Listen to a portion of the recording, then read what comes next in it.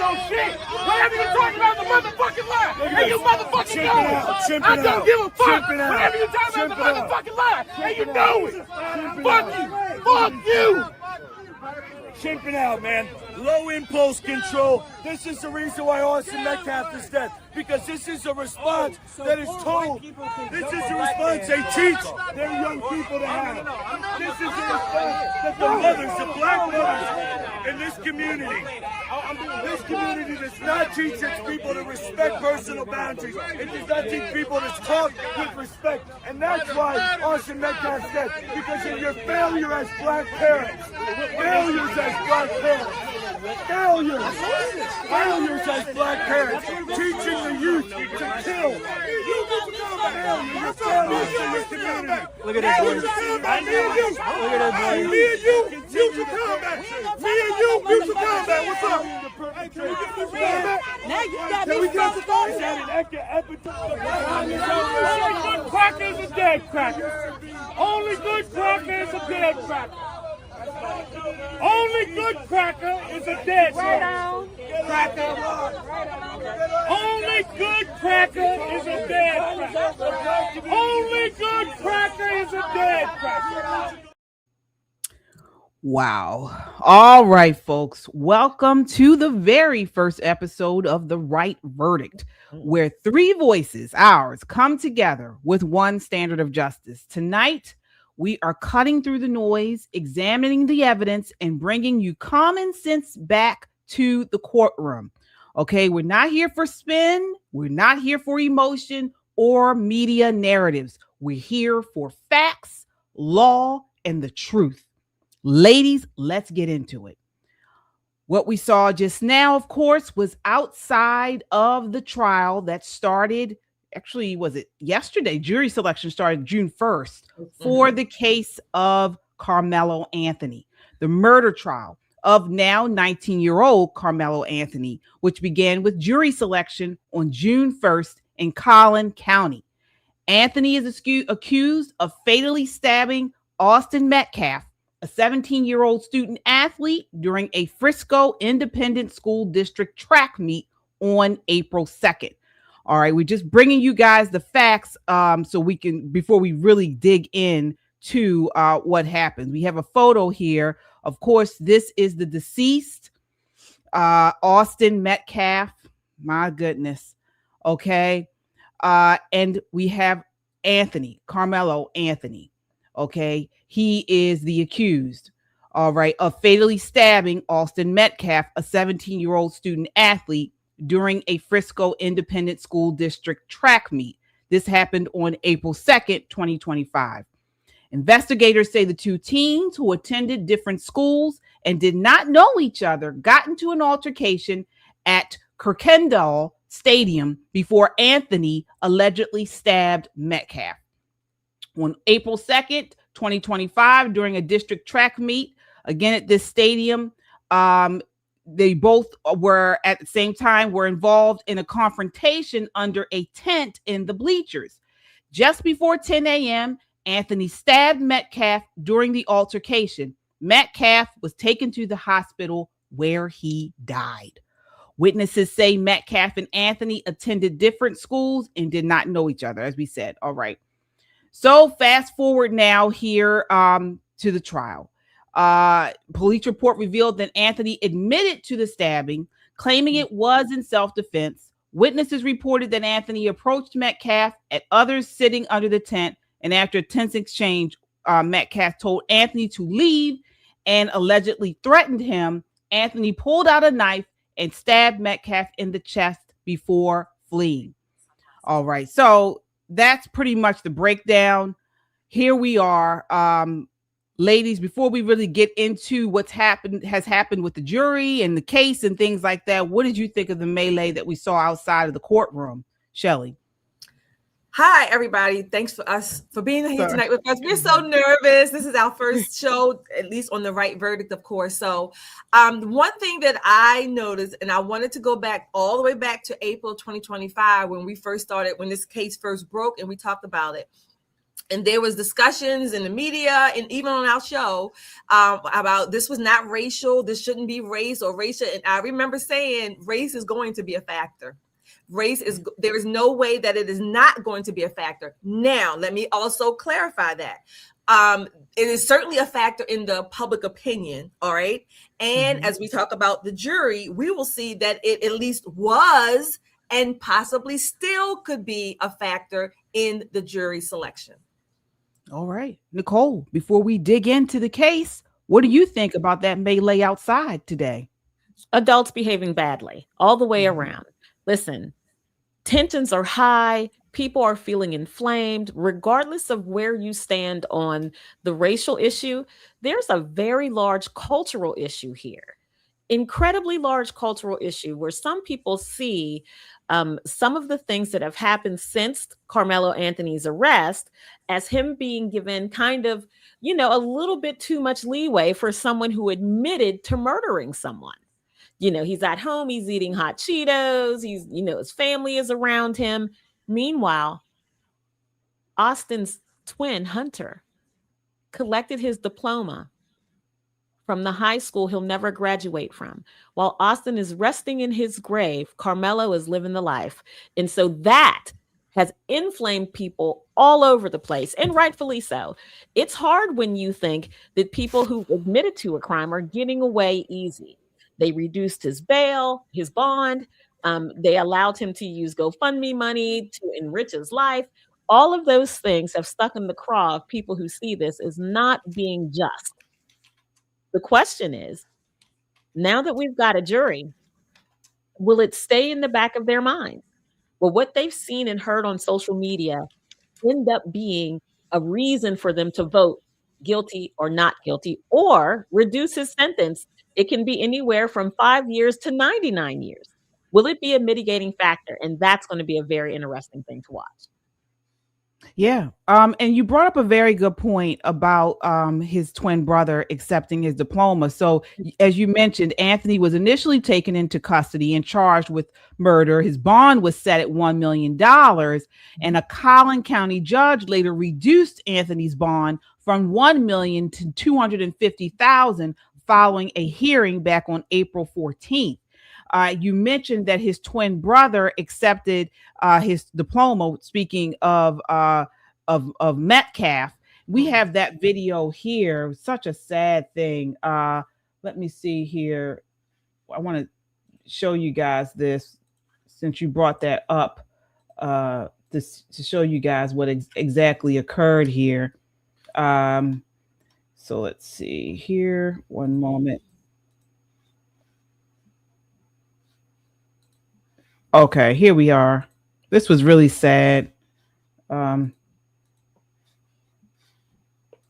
Hunter Metcalf.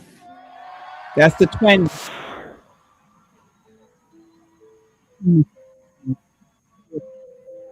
Brother Austin.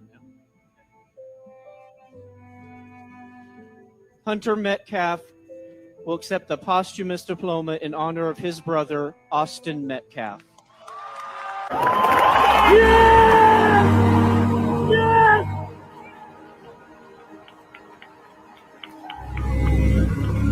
All in, baby! All in! Wow.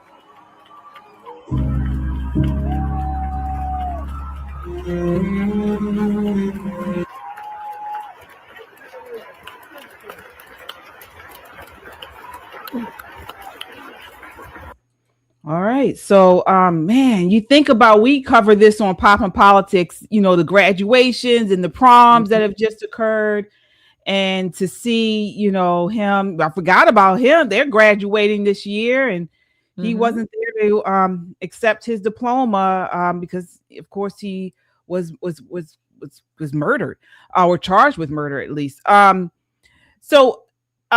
Folks, if you're watching this on Pop and Politics, please come on over to The Right Verdict. Yes. This is a new channel. We're showing this on both channels tonight, The Right Verdict and Pop and Politics. But we want you guys to come on over here to The Right Verdict and subscribe if you haven't done so already, because this is the channel you need to watch. Okay, so if you're watching on Pop and Politics, drop it on there and head on to over here to At the Right Verdict. This is where you're going to get this. We're going to be covering this case for the next couple of weeks until the verdict comes out. And so, yeah. There was, I think it's Jimmy in the chat was asking if Mello was allowed to graduate. Yes, the Frisco School District did allow him to graduate as he had enough credits in order to receive his diploma. However, based on their rules and policy, he was not allowed to walk the graduation, and he's on what they're calling a very strict house arrest. So that was not something that he was able to attend, but he did indeed receive his diploma. As it should be. Set aside the court. I mean, he stabbed someone during the school hours. So, generally they would expel you. Yes. I know of a situation where a young man did, got into a fight, and this was his third offense. Now, he didn't stab anybody, but he did get into a fight his junior year, and they expelled him here in Maryland. And so, he had to go to another school and try to graduate. So I certainly understand that. We have some super chatters here. Thank you all so much. Thank you. All right. Well, look what we have here on Thursday at 10 p.m. The Right Verdict. Thank you, Kung Fu CJ, for your $2 super chat. I am way past my bedtime. Let's get it. Okay, Kung Fu CJ, we are getting it on. Well, you know what I mean. The voice of reason. Thank you for your $5. Allow me to be the first of this show ever. Thank you so much, voice of reason. Yes. Remember, this is where you belong on Thursdays, The Right Verdict. Just think T and T. Thursday, The Right Verdict. 10 p.m. too. 10 p.m. And 10 p.m. So triple T's, Thursdays, The Right Verdict at 10. Mac, thank you, Mac, for becoming a YouTube member of our jury membership. We have a jury pool for our membership, and you can join that as well. Again, everybody, right now, right off the bat, hit that like, share, and subscribe button. Hit the notification bell, become a member, become a supporter of this page. And we're going to get into it. Yes, indeed. And let's talk about what the benefit you get. Folks, we're bringing you up.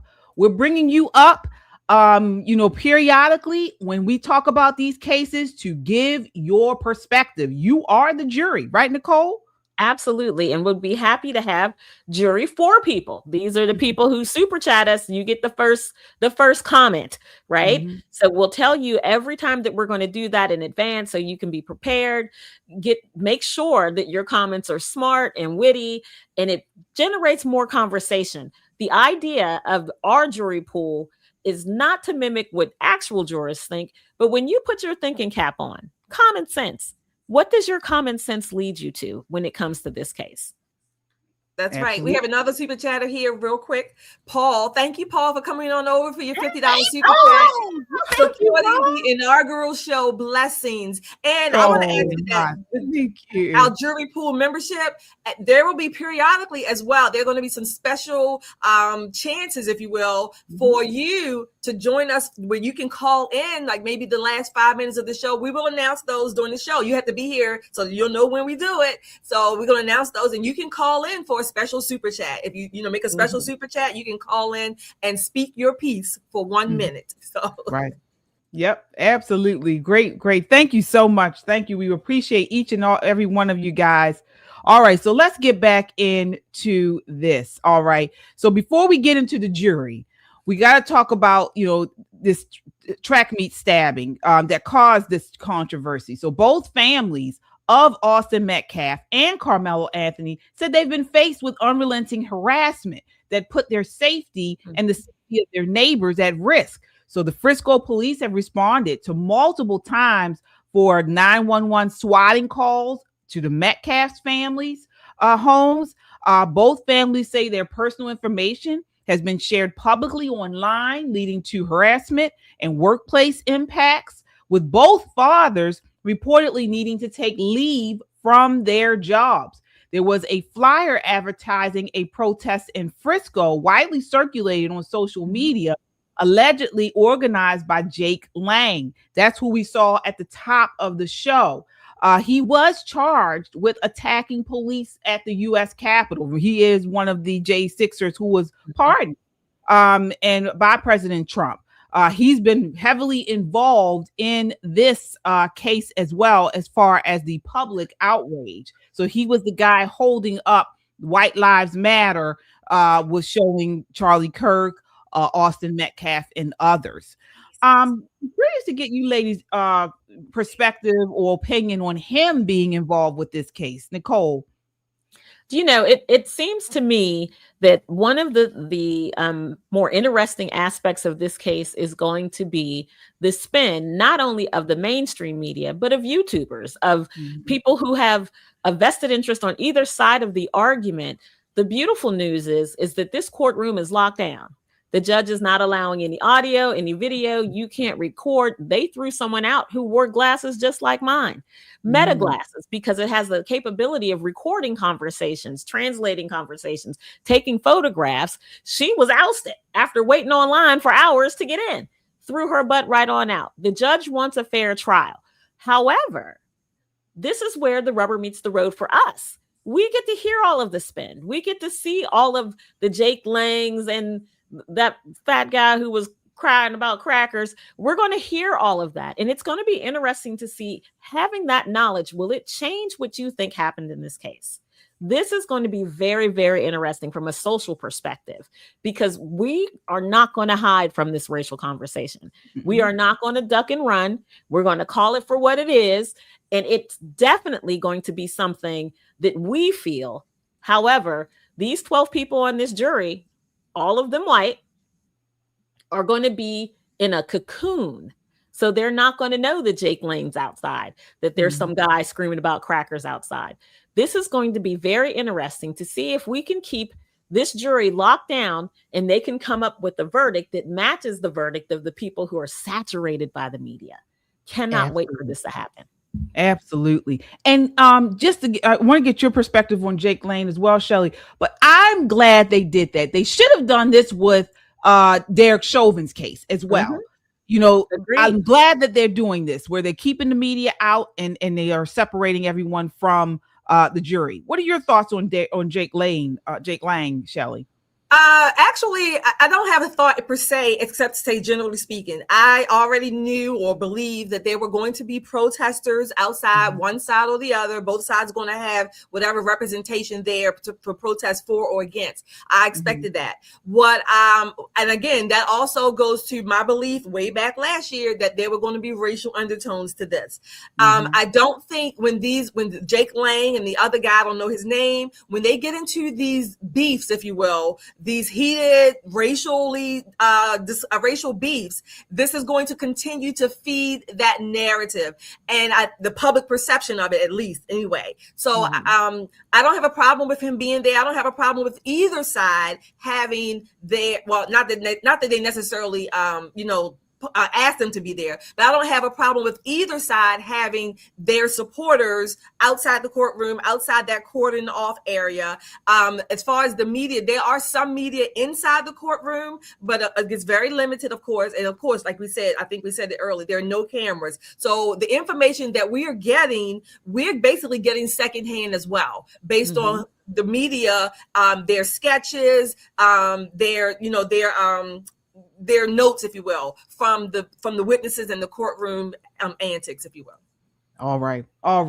Well, we are about to get into the jury. We're going to break down what happened, why it happened, and what is the impact on this for future proceedings. So, folks, we got over 200 people watching, almost 300. Most of you are watching on Poppin' Politics. We need you to come on over to @TheRightVerdict. Come on over here and watch it. Can somebody link it? Do we have one of the moderators? Do we have moderators on here? I don't even know if we do. I think X-Files put it in already. Oh, but okay, yeah. Link. Come on over here because we're about to cut the feed on Poppin' Politics as we dig into the jury. A lot of stuff has been misrepresented to what the mainstream media is pushing out there, and we're going to bring you the cold hard facts and then also our perspective on this. So if you're watching on Poppin' Politics, the feed is about to drop there, and we're going to really get into this jury over here on @TheRightVerdict. All right. So we're going to drop this on Poppin' Politics. So folks, again, come on over here to At the Right Verdict. If you're watching on Poppin' Politics, the chat over here is on fire as well. So definitely. All right, we're going to drop it here. Let's see here. Thanks, Alex. Alex put the link in again. Thanks, S-Files. You guys are so good to us. Thank you so much. Yeah. Thank you. We have a couple more super chatters before we dive into this jury. We have I Am Ashaby there. Thank you for your $5. Thank you for your support. I Am Ashaby. We also have Gloria. Gloria's back again, a new member on our channel, already on The Right Verdict. Am I looking at the right? Yes. Yeah. Okay. All right. So let's keep it going. Let's talk about this jury. All right. Take a look at this next clip. All right. Here we are.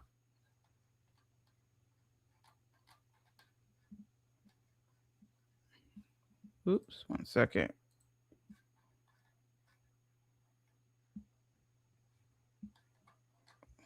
Where is, oh, here we go. Okay, sorry. Take a look at this clip talking about the jury. There is a decision that Judge John Roach is behind closed doors making right now that could have a major impact not only on the outcome of this trial, but also on the public perception of it. The prosecution has used its strikes to remove 3 prospective jurors who are black. They made up 100% of those who are qualified who are black to serve on this jury. Now, the defense is protesting this vehemently, arguing that it violates legal rulings. As anyone who has followed this case knows, race has become a talking point even well before this trial because the defendant is black and the victim was white. The prosecution argues that the circumstances surrounding this case, being a school fight in a school stadium, make it, quote, race neutral, meaning that race did not play a factor in the crime and the makeup of the jury doesn't have to legally reflect that. The judge is expected to make a ruling at any minute. In the meantime, here's a recap of what happened earlier today. Inside the Collin County Courthouse, the process of selecting the men and women who will fill these 12 seats in the courtroom of Judge John Roach continued behind closed doors.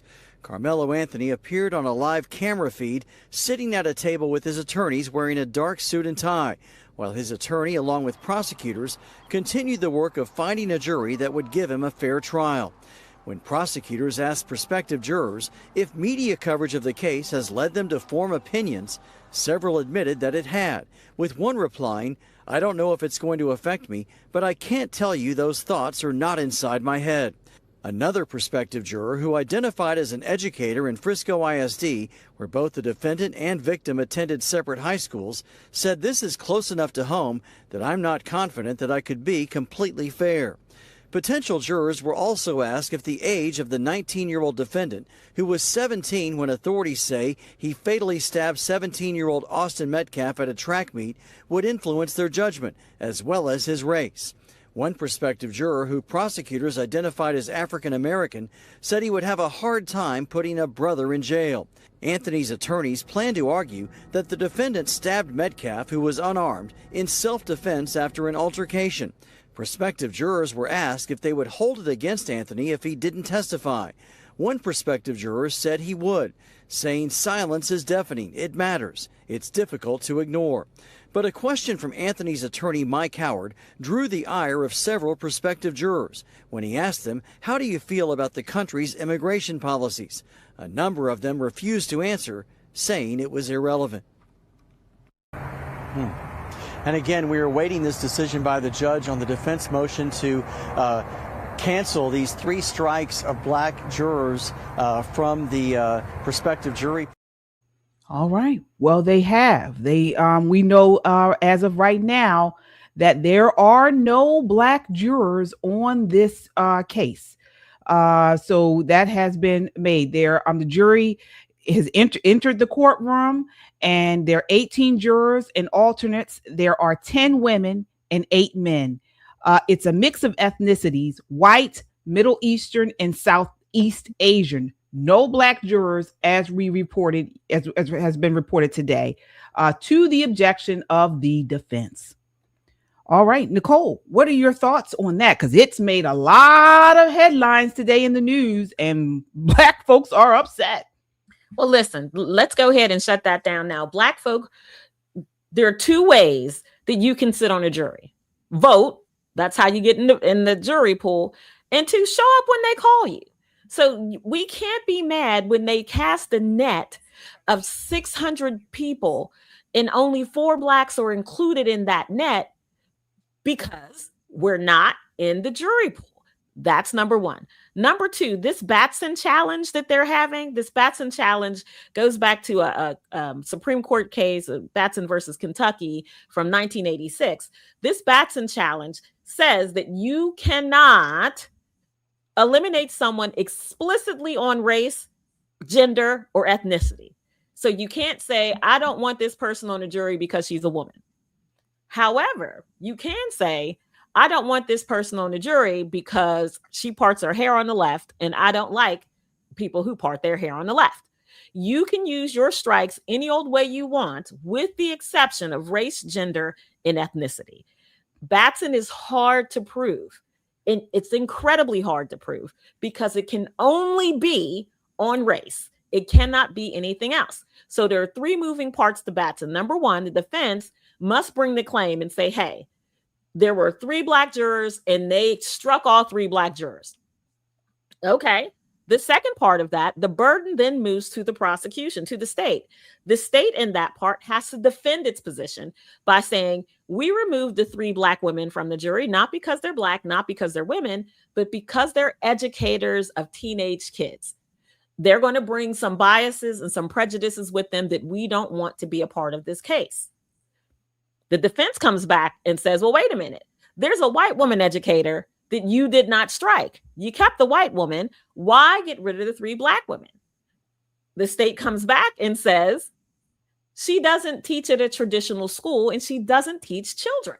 This is the difference. The judge weighed those options and he came back and defeated this Batson challenge and said, no, their strike stands. It wasn't because of race. It was not because of gender. This was a part of their strategy for their case. So this is going to be something that we hear later on if and when Karmelo is convicted. This would be something that would be part of an appeal. And that's going to be an ongoing list. Every time the defense attorneys think that there's something that would help in an appeal, they're going to kind of highlight it. They're going to make sure the media knows about it. So they're setting themselves up just in case this young man is convicted for the murder. So this is a very interesting first blow.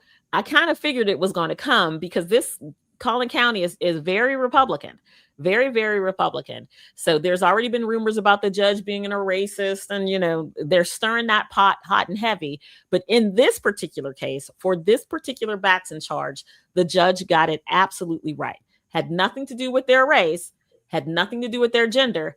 It had everything to do with them being educators of teenage children. And he did not want them feeling sympathy for this 17-year-old who's on trial for his life.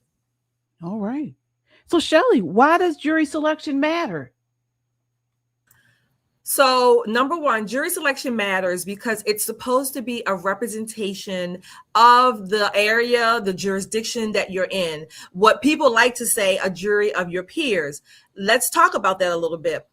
So the Supreme Court has already ruled that a jury of your peers does not have to, nor does it only mean that the people have to look like you, your skin color, primary. That's not a criteria necessarily for a jury of your peers. However, let me give you a couple of the demographics of Collin County where this case is being tried. So Collin County is, let me pull up my numbers here. Okay.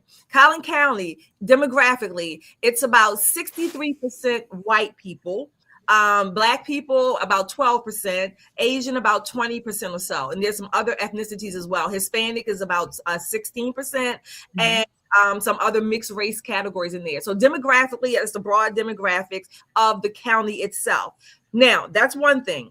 Number two, in the Batson challenge, there's two parts to that challenge.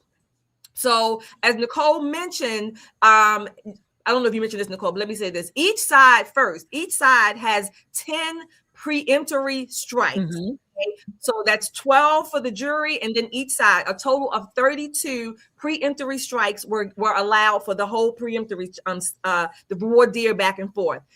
The basic challenge strikes, there's no limit on them. Each side can use as many as they need to dwindle or narrow down the jury to 12. Remember, the initial jury pool, the pool of applicants, if you will, or the pool of qualified jurors based on driver's licenses, being registered to vote, things like that, was 600. That 600 was narrowed down to 250. And now out of that 250, we have 12 jurors plus 6 alternates. Mm-hmm. Both sides, the defense and the prosecution, each side had 10 preemptory strikes.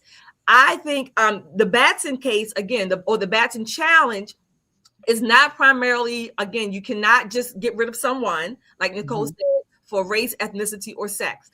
Now, I think this is important because I think it's important for 2 reasons. The fact that there are no Black jurors on the jury, I think is going to be, it's sad on both sides. Why? Because to me, it says that both sides, the defense and the prosecution, they were both using or relying on race or racial stereotypes for different reasons. The prosecution side they based their conclusions that Black people, in my estimation, I'm giving broad speak here. They based their conclusions on, okay, I don't want Black people, possibly these are educators, yes, but they also used the questionnaires to preempt them. The jurors themselves said that they were not able to be impartial, that they would have a hard time convicting. I think one of them was quoted as saying a brother. Okay. Yeah. So the jurors excluded themselves, whether it was on purpose or not, I don't know, but they did, add to that exclusion.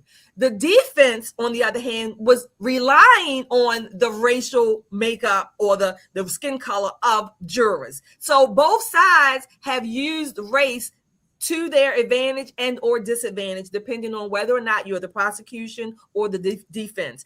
I will say again that the jurors themselves, based on the questions, the voir dire process, they did say themselves that they could not be impartial. A question I'm left with is how many white people, I think not us necessarily here, but I think that's going to have to be answered for the court of public opinion. How many white people were exempted from the jury pool? I'm saying that because this racial undertone is going to always be there. So I think it would be incumbent upon us to have the information so we can see and say, no, there were X number of white people exempted or X number of Hispanic people, just for the record. I'm not saying you have to agree with it, but just so we can have that other data to balance out the headlines, 3 Black people removed. Now, again, this racial narrative is going to continue. So let me jump in, because one thing you guys didn't mention, and I think is very important. So as you both did mention, it looks bad on optics because this is just a racially charged case. Okay. But the prosecutors did provide a reason why they removed those 3 Black people. They were educators. Okay. And in a case like this, generally educators as a group are seen as potentially more sympathetic to young people or school-related incidents. So this is why the prosecutors say this is the reason they gave. It's actually a legitimate concern. So again, whether that holds up is the question. Right. Whether that holds up in a non-pretextual background is the question. I think it will, because basically when you look at these types of situations. And we'll talk about this a little later, the appellate issue. But I want to say this, to your point about the educators or the jurors who were dismissed. In general, what you are talking about is bias, okay? Basically, the bias of the jury members. Now, let me just say this. I think I mentioned this last night, but I know I've mentioned before. There is no such thing as zero bias. Everybody in that jury pool, from the 600 qualified people to the 250 and even to the current 12 plus 6 alternates. Everybody comes with a bias. You are not required to have zero bias. The law says what you are required to do is set aside that bias and only make judgments based on what is presented in court, the jury instructions, and any other qualifications that go along with that case during the legal process or the proceedings. That's what you have to do. You have to set aside that bias. So the law and the process already allows that you will have a bias. You are but we know a smart attorney who has had experience dealing with cases like this. They know, wait a minute, it's all about, betting your odds, getting your odds up. Yeah, you're right. Yeah. And so if I have, 3 educators, whether they're white, black, blue, purple, I know that these educators are generally, a sympathetic group. I'm getting them off my jury. Also, what we don't know, we don't know the professions of the other jurors. But we know educators in this case specifically. But I'm saying educators are not a good look for the jury. What I'm saying another thing, there will be an educator on the jury. Well, I think it's more important that now. I know that the prosecutor gave that reasoning, and I'm fine with that. But I think it's equally, if not more important, that the jurors themselves said that they could not be impartial, and that is where it comes down to the law. That's what I'm saying. Right. Also, we also want to make sure we explain that legally. I think you mentioned this, Nicole. Batson doesn't even require color blindness. Right. In a vacuum, it requires credible, non-pretextual, race-neutral reason. Okay, so that's a good point to make. So let's move on a little bit here, because we kind of talked about this jury. So next, I'd like to move on to the defense's challenge over the prosecution striking Black jurors. I think we kind of touched on that, I guess. Yeah, we did touch on it, but and the judge siding with the prosecutors. What are your thoughts there, Nicole? So, I think the judge made the right decision, but I think, KJ, that's a question, a question that is best defined by what each party is looking for in a juror, right? So what is the defense looking for? What is the state looking for in a juror? And that kind of gives us a better landscape of because they're looking for 2 different types of people. The defense are looking for people with an open mind, people who say, well, just because you have a weapon doesn't necessarily mean that you intend to commit a crime. Lots of people have concealed carries. They're not walking around looking to shoot anybody, but if it pops, this is what you have the concealed carry for. So there are lots of people who have that kind of open mind. They're also looking again at the race angle. Remember, it was the defense attorney who had that very aggressively charged statement about immigration. Where do you land on the immigration question in this nation? Now, from a political standpoint, and this is not popping politics, but he brought it up, so I'm going to answer him. From a political standpoint, what he was trying to discern is whether or not these people were conservatives, whether or not these people were staunch Republicans, because there's something about conservative people that we follow rules. It is what we stand on. We adhere to the law, and that's not who they're looking for. What the defense is looking for are people who live in the shades of gray. Who say, well, you know what? He did admit to it. He absolutely stabbed him, but what were the underlying reasons? His family moved from Baton Rouge to this new area. He's a teenager. He's an older brother. He's skinny compared to the very robust twins who are 6'1", a little over 200 pounds. And here he is 130 pounds soaking wet and only 5'8". He was a wimpy kind of kid compared to the robust kids. And maybe he did feel threatened. And maybe just maybe if I could see myself up against a much bigger, stronger person, maybe I too would be afraid. That's who the defense is looking for. Now, the state, on the other hand, is looking for people who are going to stand on the law. What does the law say about standing your ground, about bringing a weapon to a school grounds? Because it's all over the place. You may not bring a weapon onto school grounds. You may not under any circumstances. It's just not what's done. They're also looking for people who believe in accountability. This is why that immigration question was so hot and people were so angry about it. Conservative people, generally speaking, stand on accountability. And so this is what the state wants. They want someone also and this is important, who has the willingness to impose a severe sentence on a young man. If you take a look at that 17-year-old picture of Karmelo Anthony, he looks like a child. Yeah. You look at the today in court picture of Karmelo Anthony, and he looks like a man. He looks like somebody's child in that picture. The picture where he's walking with his attorneys with his gray suit on and his hair is grown out and he's got a little bit broader of a chest. He looks more like a man. I don't think jurors are going to have a problem sentencing him somewhere in between that 5 years and that 99 years for the death of Austin Metcalf. Austin will forever be young. Forever. Well, let's move. Let's hold on there for a minute. We got some super chatters here. Want to acknowledge you guys. Thank you all so much. We have Gloria again. Thank you, Gloria, for your $20 and for Gloria. being here with us on our inaugural The Right Verdict podcast.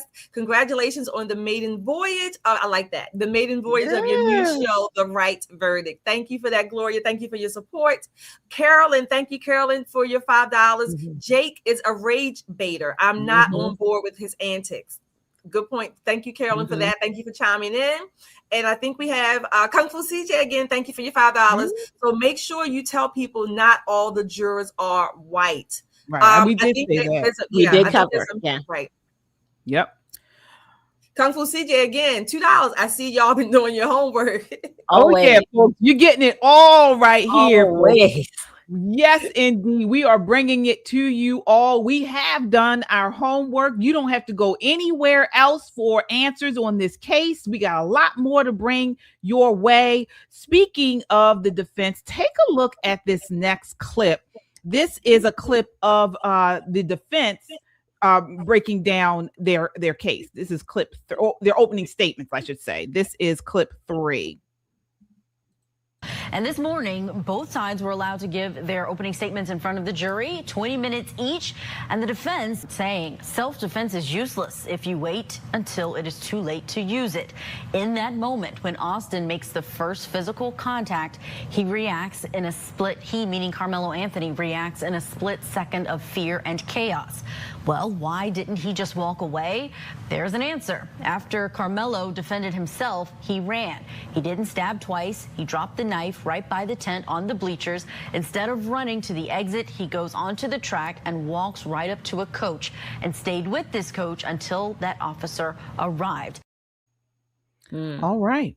So let's unpack this. So before we get into just, what makes a defense case, what makes a murder case, I do want to talk about, is there a strong appellate issue later? So I'll go on to say, yes, it's preserved and appealable, but it's an uphill climb for the reversal, folks. So basically the defense properly objected, made it on the record and put it on the record that they objected. That's locked in. On direct appeal, they can argue the trial court clearly erred in finding the explanation non-pretextual. Okay. But basically, appellate courts review the Batson rulings with great deference to the trial judge and who saw the juror's demeanor, heard the exact explanations, and observed the overall pattern. Okay.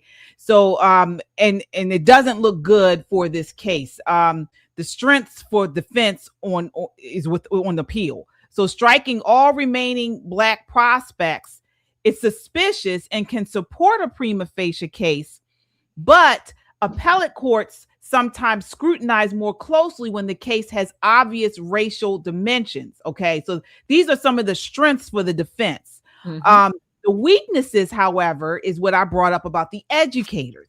Educators is a common accepted race-neutral strike in cases involving youth violence or school settings. Courts have long upheld similar occupational strikes repeatedly. Okay. So if Black jurors were a small percentage to begin with, it's harder to prove systemic exclusion. All right. And trial judges get a lot of latitude with this. Judge Roach appears to have followed, all the steps within this Batson procedure. So my prediction is it's unlikely to get the conviction reversed unless we're already assuming that he's convicted. Well, this is what I'm saying. Because I'm talking about the appeal.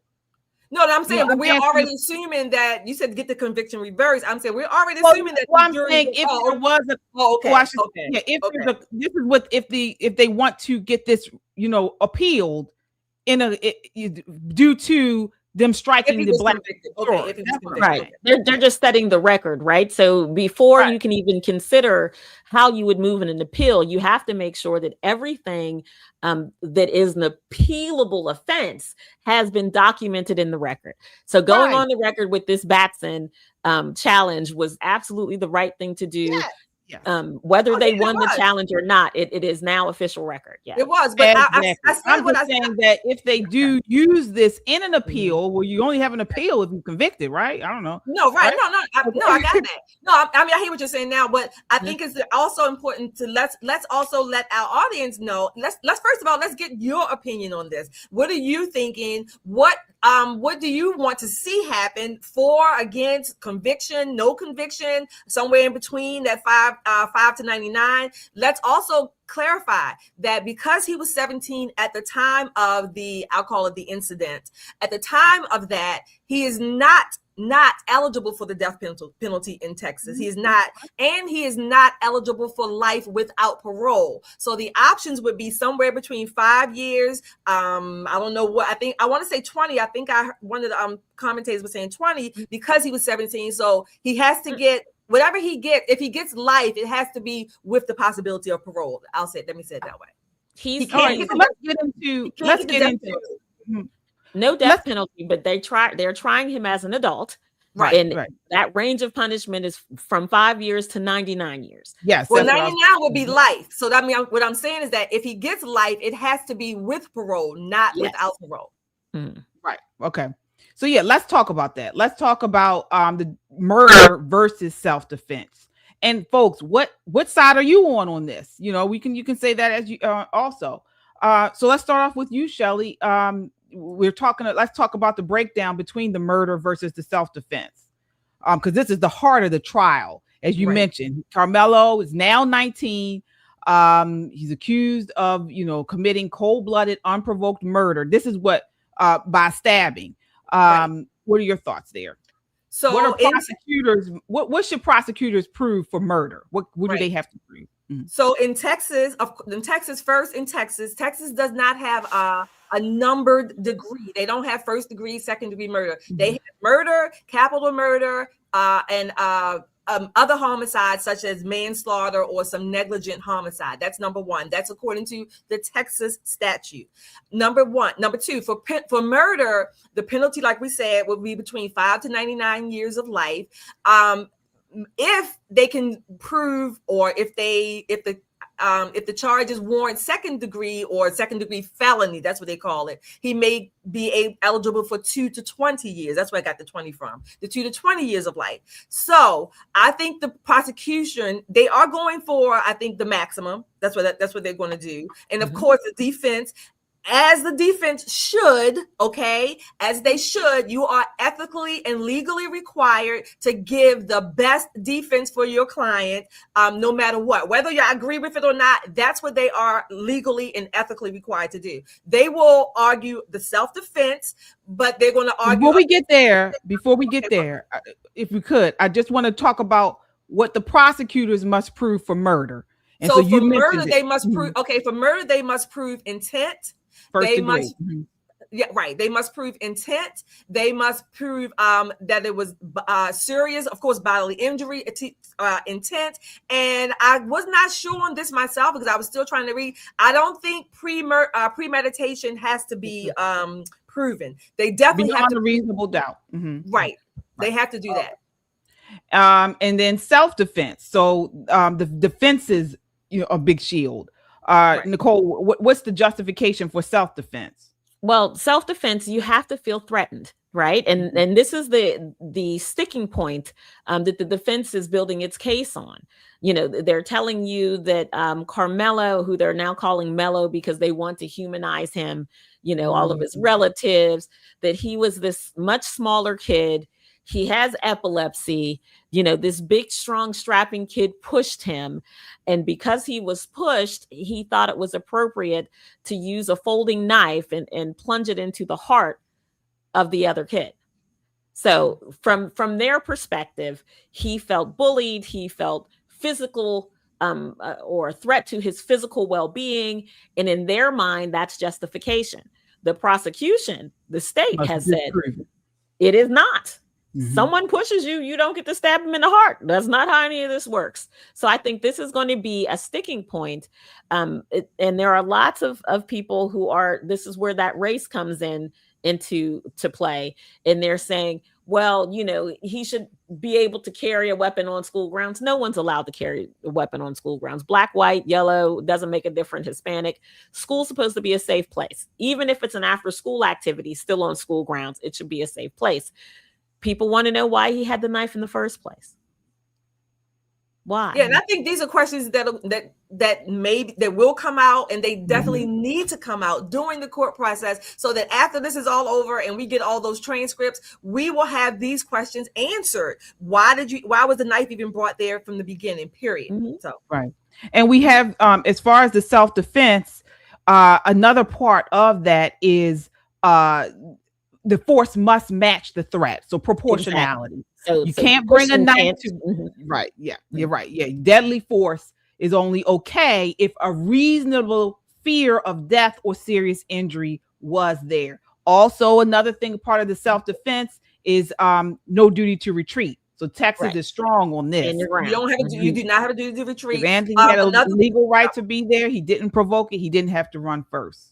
Mm-hmm. Right. And also, as far as the provocation, again, you cannot be the provocateur. And also there's a part that the aggressor, and I'll just say the aggressor, the aggressor, how did you just say it, KJ? I want to say it because you don't have a right to, you don't have a duty to retreat. If you are being aggressed, you don't have a duty. So if Anthony was the aggressor or provoked a fight. Right. You don't have, but if you are being assaulted or accosted, you do not, in Texas, you do not have to retreat. All of these parts are going to play out. Again, defense, prosecution, the back and forth, they're going to play out and they're going to be clarified.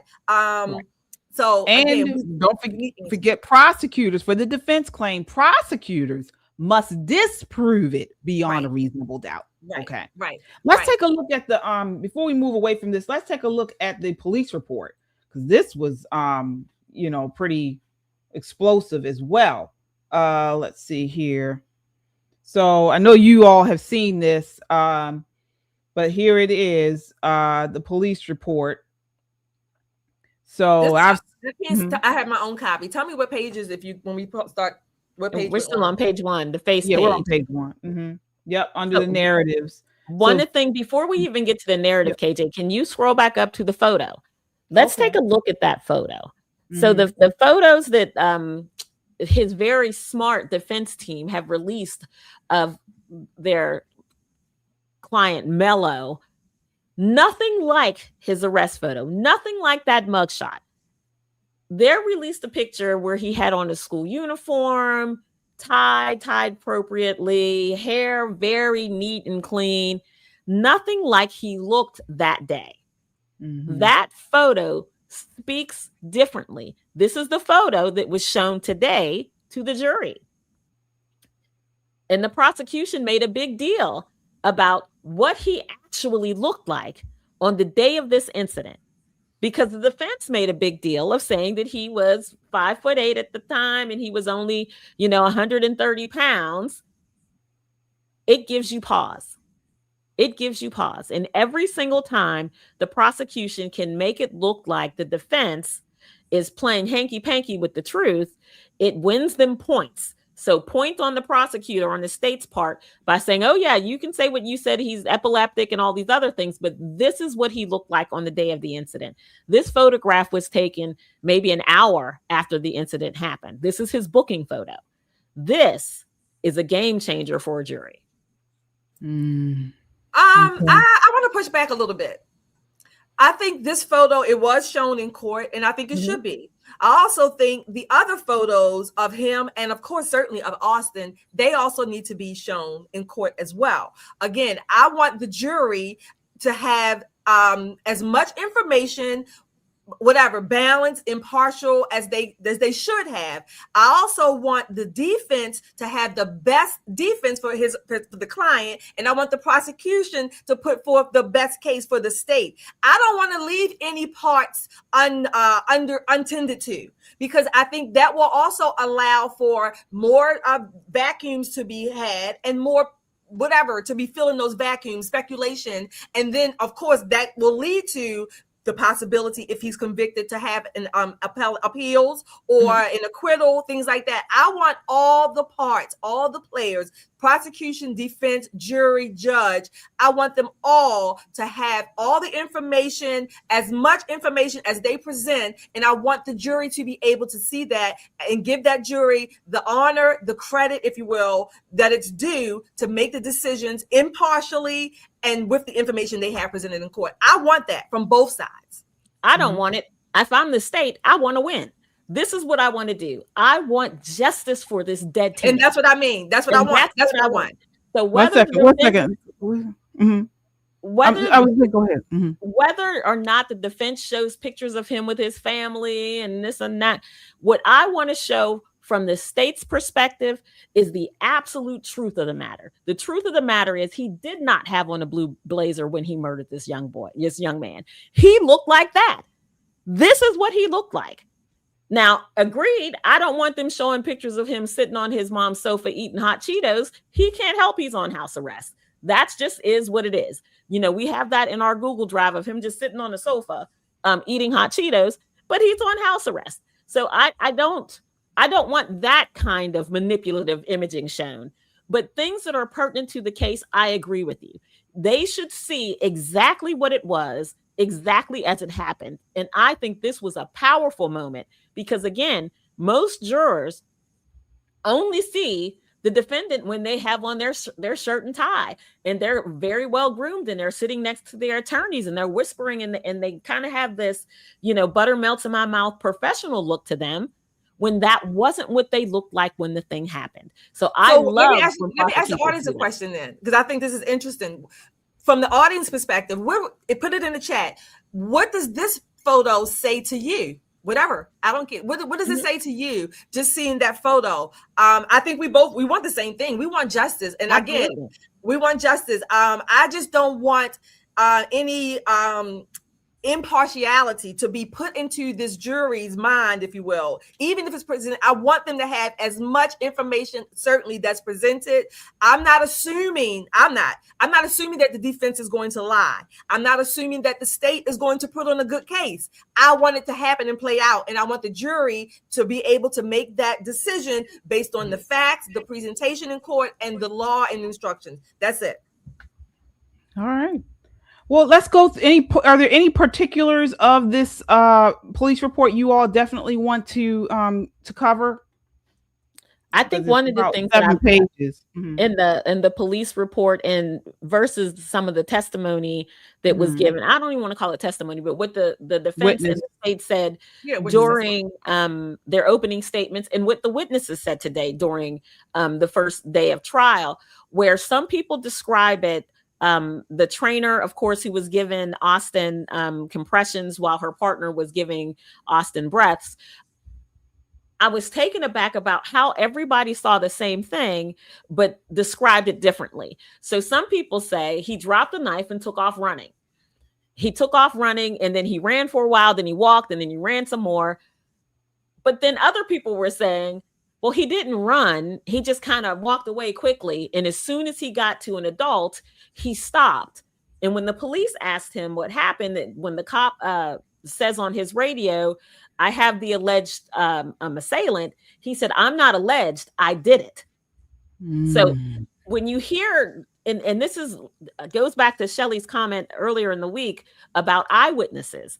People who see things, they see it through their bias. They see it through their prejudice. So everybody's looking at the same thing, but they've interpreted it differently. And I think that's what's going to be make or break in this case. How you perceived him getting away. Everyone said that he was fairly squirrely about getting away, dropped the knife, took off, got off the bleachers. But people said he cried when he heard that Austin was dead. Yeah. Nicole, I'm not surprised about the so far what we have from the witness testimony. I'll tell you why. Unlike on the crime shows, if you will, not the drama crime shows, not the true crime. Eyewitness testimony is not as reliable as people tend to think. Not at all. I like you said, number one, what was that movie called? With the car crash and all the different eyewitnesses had a different perspective. I forget. That is common. That's number one. It's not as reliable. Number two, people's memories can change, fade. You know, you might recall some parts that you didn't recall initially because of the stress of the situation. All of those factors, physiological factors, situational factors, are a part of eyewitness testimony. So it's not as reliable as people may tend to believe it is. Agreed. Because some of these were young kids, kids who were attending the track and field meet. Some of them were coaches. Some of them were security. It just was really an interesting take today, and to a person, everybody admits that they were so upset. There were tears and people didn't know what was going on. So I think it was really, really interesting from a social perspective to see that everybody saw the same thing, but their interpretation was very different. Yeah. We have some super chatters here, folks. Thank you all so much. We appreciate each and every one of you. All right, let's see here. All right, we have Faith. Hi, Faith. Thank you for joining us tonight. Y'all should have worn. This is cute. UK judge wigs. Thank you, Faith. I am Ashley. Thank you again for coming back. Loving the new show. Thank you all. I hope we are doing a good job for our inaugural, our maiden voyage. And so, look, we are. I like to say, I'll say myself. I'm learning too. This is a new format, so to speak, but I'm learning, digging into the cases, digging into some of the nuances, if you will. I'm learning just as much as I hope you all are. Absolutely. All right. So we are coming down to the end of the show. Let's talk about predictions. Okay. Ladies, I want to ask you, what are your predictions of what we have so far? And then not so much of the ending of the case, but, what do you feel are the prosecution's biggest advantage or the defense's strongest path? Anything in danger to a fair trial? What are your thoughts there, Shelley? Oh, wow. Let me see. Let me start with what are in dangers to a fair trial. What would be in dangers if I hope this does not happen? I'm going to say outburst in the courtroom. Number one, outburst in the courtroom. Number two, any jury tampering, certainly jury tampering or jury misconduct from the jurors themselves. That would certainly endanger the whole process, and it may cause a mistrials, maybe a refiling of the case, things like that. And you don't have to answer all those questions. Okay. All right. I'll stop there. Okay. What about you, Nicole? Which one you want to tackle or take on? So I think today was a very good day for the prosecution. I think the witnesses that they called painted the picture of the chaos immediately following the incident. And again, gave people a clear-cut view of what happened from everybody's, account, exactly what happened. I think the defense, their strategy to humanize him, probably impacted a few of the jurors, especially the female jurors. I think probably calling him Mello instead of Karmelo, and talking about his GPA and, captain of the football team, and he likes to camp. Just trying to make sure that they see him as a human being and not this monster who killed this other kid. I think that was their strongest point, but it's going to be an uphill battle for the defense. Again, remember, the defense doesn't have to prove anything. Does not. They don't even have to call a witness if they don't want to. The burden of proof is on the prosecution. Today, the prosecution laid some really good foundation. I'm looking forward to what tomorrow is going to bring. Yeah. I agree with what you said. I think the prosecution has the edge, and let me tell you why. So I've just from my past life, my past career, I've sat in, I've been a witness, I've been sort of like an expert witness in different situations. And one of the cases I actually sat in on was a stabbing, and it was teenagers. And I can't remember which one of you mentioned just the difference in how someone looks. And you look at these young people in court, they're in their suits, and you see the youthful faces, and you can't imagine them doing something like this. But my situation, my case was a stabbing. But the thing that gives the prosecution the biggest edge is that surveillance video. Because the case I had, they had video. And we know in this case, they have video. And this video depicts what they call a sneak attack. Anthony reaching into his bag, a quick targeted chest stab on an unarmed Austin Metcalf. Folks, when I tell you, when you see a stabbing like that, I mean, I think it's worse than watching somebody get shot. The case I had was a stabbing. And when you see somebody actually doing that, it's tough to come back from. It's tough to come back from. They say stabbing is much more personal. It's much more personal than pulling a trigger from a distance. And to stab somebody, and Shelley can testify to that, stabbing somebody in their chest cavity takes some force. This is not cutting through butter. You're cutting through a lot of muscle and tendon and stuff. It took some force. So there were some high emotions under that tent on both sides. Yeah.